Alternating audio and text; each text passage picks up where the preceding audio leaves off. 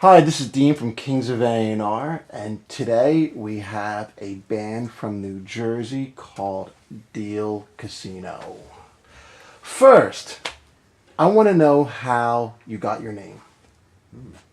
Um, we got our name by forcing ourselves to kind of get a new band name. And the reason we got a new band name was because we wanted to kind of start fresh. You know, we had this old name that had been around since high school, basically. So we had all these weird, juvenile, kind of immature methods that we used to use while we had that name. And we felt like we were kind of growing and we didn't want to hold on to all that still. So we're like, you know what, let's start fresh. So we went to a Wendy's, and it's not that eventful, but we went to a Wendy's and we just kind of went through names and just started throwing stuff at each other. And when you're making a band name, you want to find something that sounds cool, but nothing really sounds cool, because it's kind of like Led Zeppelin wouldn't sound cool if it wasn't Led Zeppelin, or the Beatles would be a terrible band name if it wasn't the Beatles. So at one point we landed on Deal Casino, and just decided let's stick with it and kind of it's not going to sound cool yet, but maybe the more we put into it and have new memories and like methods that we use, it'll make that sound better, So now we like it, but in the beginning, I don't think we did really. And now, speaking about cool band names, Led Zeppelin, you started out as a Led Zeppelin cover band, is that right? Well, we played a lot of covers, definitely. We weren't like a strict cover band, I wouldn't say, but we definitely started out playing a lot of classic rock and stuff like that. Even before Joe was in the band, when it was just me and John and our ex-drummer, I guess, from like 8th grade. We did a lot of that's how you learn, you play AC/DC and Zeppelin and all that stuff. And then Joe came along and listened to more Green Day and more modern kind of stuff, and brought that to the mix, and that was nice. So, and then that's kind of what created, hey, let's write some music. We both have these influences, and so we kind of made our own thing based out of those two things. But yeah, we definitely started and kind of learned the ropes by doing that. Now, do you see it different in crowds from doing cover bands to being an original band? It's definitely it's been a while since we played the whole like all cover sets and whatever. But it's a different like feeling for you, and like the crowd is totally different also. Like if you play at like the yacht club in Asbury, original music, people go to the yacht club because they know it's like original music and they're there to listen to you. Or recently we played at the Asbury Park Brewery, and it's so off in its own world that people only go there if they know that they want to hear this music. But when you're playing like a cover show, people aren't really like listening, or like you're like entertainment. Yeah, you're entertainment. You're not. Yeah. It's not about the performance really. It's just about people wanting to like sing along with some old stuff that they know or something like that. Mm-hmm. Yeah. Now, besides Led Zeppelin, are there any other bands that you draw influences from? Definitely. The Beatles are probably the biggest one, because I don't know, I've just never been anything as good as the Beatles. I don't think, honestly. But we grew up listening to more of that classic rock stuff, I think, as anyone who starts playing guitar or drums or bass or something, because that's just that kind of music. I think when we look back, when we're our parents' age, when we look back, I think we're still going to go all the way back to Hendrix and Zeppelin and the Beatles, because that was really the best time for that, and there hasn't been anything. It's not, you don't think of guitars as much as you do. You don't think of guitar music and drum and band music now like you did in the 60s and 70s, I feel like. So I think that we got a lot of inspiration from that, but now we have a lot more modern, like Radiohead, Arcade Fire, a lot more band kind of song-based stuff, rather than like the guy playing guitar and lighting it on fire. It's a little more like, oh, we care more about the production, weird things like that we never thought we'd care about. So probably right now Radiohead is our biggest influence, just because similar to the Beatles, they kind of can do whatever they want. Now, you mentioned a lot of great bands as influences, and when I think of bands like Radiohead, the Beatles, Led Zeppelin, I think of musicianship and songwriting. Mm-hmm. So, touching on songwriting, how do you go about songwriting as a four-piece? Yeah. Oh, okay. It's there's like so many different ways we do it, but we all like strongly are influenced by good songwriting, listening to like the Beatles and bands that focus on that. But all of us write on our own, at least. and like bring it to the band and see what the band can do. Joe does a lot of his own like likes the idea of like production and like really creating a whole soundscape behind the songs that he writes on his own. And then there's a lot of times where we've been recently like just jamming, like set up all our gear in our friend's basement. Someone starts playing a riff and we're like, oh, like that's cool. And then we start jamming and working on that riff and then turning it into a song. So there's just so many different ways to write a song like as us. So there's no restrictions. Now, regarding songs, is there a particular message that you want to get across?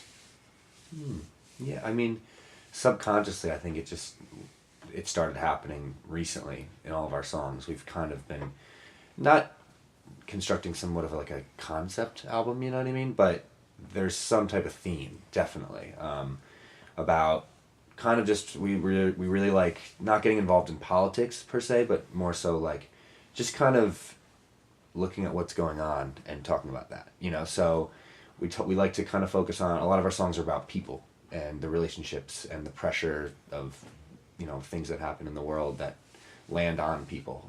So it's a lot of, it's not depressing or dark really even, it's just everything kind of has this underlying tone of kind of like very truthful, very like we just want to talk about like what we see and what actually, you know, happens. So you touched on kind of your message and the state of the world. So Right. what are your views on the current state of the world today? I don't know. It's like there's a lot going on, and since that everyone's connected through like the internet, obviously now you can see everything like more clearly. If you're except Facebook, where everything is very unclear and everyone has their like strong opinions, but like since there's so many sources for news and information, like you can see things that people haven't seen before. So it's a lot clearer what is actually happening in the world, whereas before, like when you weren't like constantly reminded like, oh, this many people like died today, or like this happened across seas, like now it's like in your face every day. So you just think about it a lot more. It's always in the back of your head. As musicians, our outlet is kind of songs and songwriting. So like Joe said, we're kind of just, it's like a commentary or just our perspective on what is going on, kind of. You know, you make a good point about saying that we're all connected and we know what's going on. When the Beatles and Led Zeppelin wrote records, they wrote records in places like these without knowing what's going on. Yeah. They just spent 8 hours writing a chorus, writing some verses, and just pouring out. Mm-hmm. How do you think technology has changed artist and art form? I mean, the fact, like Joe said, that it's always in front of you is a big deal. I mean, yes, there was always the newspaper, and I think honestly there was more conversation as you go back in time between human beings. So, you know, maybe we've lost that a little bit where you don't actually talk like we are right now, you know. But on your own, you're always just looking down at your phone and you're always seeing the next headline and the one after that. And I don't know, it's also that the fact that there is Facebook and there's this platform, this soapbox, if you would, to kind of stand on and make a status saying, I believe in this or I don't believe in this, and start these insane Twitter battles and all that.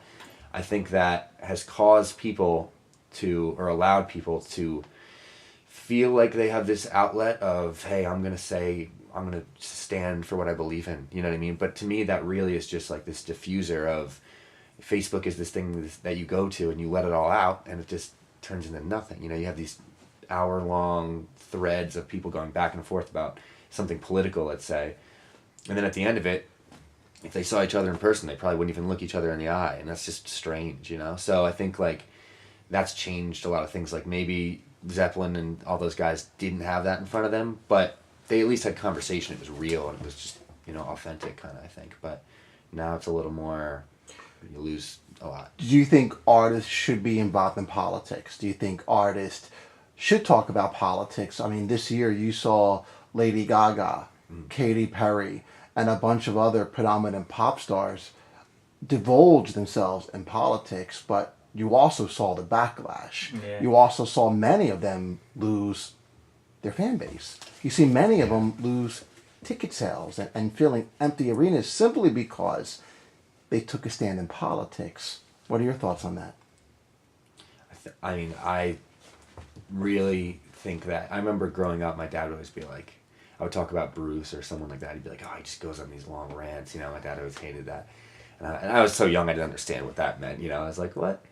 But I honestly, the older I get, the more I look at, a band like Rage Against the Machine or something, where it's like, I think it's funny that people get so angry at, Bruce or someone for taking some type of a political stand on something, but they don't get angry at, Fox News or CNN that they go watch. I'd rather watch Bruce or some kind of artist who's very honest, and their job is to make me feel, this amazing feeling and complete honesty. I'd rather listen to them talk about what's going on in the world than someone with makeup on at a news station in the studio that I've never met, that I can't relate to. And it's funny how people don't get mad at those people for having opinions, but they get mad at the honest people, for the musicians.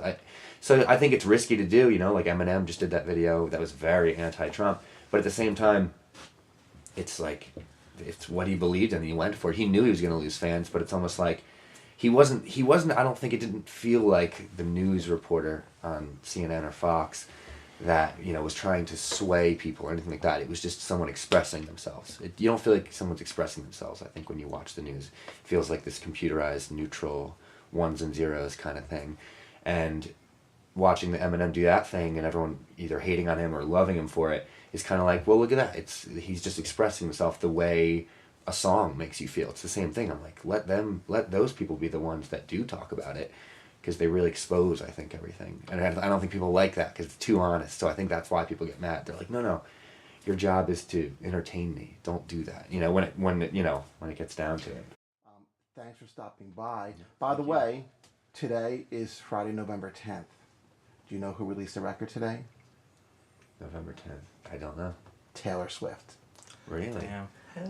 Now, you're going to be go. you're going to Target right now after this and buying the record. Oh, Right? yeah, Exactly. of course. Hashtag Target. That's it. We got to go do it. I haven't bought a CD in forever. Spotify? What's your Yeah, choice? Spotify. Spotify. It's just too easy. Yeah. Very That's easy. it.